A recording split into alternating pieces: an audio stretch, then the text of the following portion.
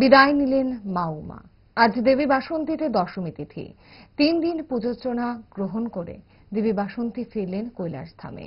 ভক্ত পূর্ণার্থীদের মনে বিষাদের ছায়া। আসছে বছর আবার হবে এই প্রত্যাশায় মাকে মিষ্টি মুখ করে বিদায় জানানো হলো প্রতিটি পুজো মণ্ডপে। সকালে দশমী তিথি বিহিত পুজো সাঙ্গ হওয়ার পরই মহিলারা ভিড় জমিয়েছেন পুজো প্যান্ডেলে।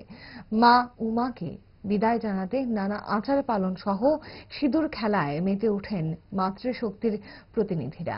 বিষাদের ছায়া চোখে জলে মায়ের বিদায় বার্তায় ভারী হয়ে উঠেছিল পুজো মণ্ডপের পরিবেশ। এই চিত্র ধরা পড়েছে প্রতিটি পুজো প্যান্ডেলে। বিষাদের স্বর মুখে এনে মায়ের বিদায় পর্বে সংবাদ মাধ্যমের সামনে কি প্রতিক্রিয়া জানিয়েছেন ভক্ত পুণ্যার্থীরা দেখুন।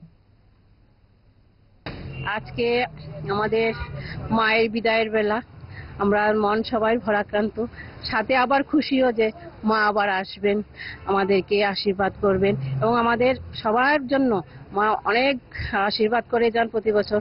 আমরা এই ক্লাব আমাদের আজ এই বছর 16 বছরে পড়লো, মায়ের পুজো আমরা করে যাচ্ছি। তো মায়ের কাছে আমরা এটাই চাইবো যে সবাই যেন ভালো থাকে, সুস্থ থাকে। মায়ের এই আশীর্বাদ নিয়ে আমরা আগামী বছরে যেন আবার সেরকমভাবে আনন্দ করতে পারি।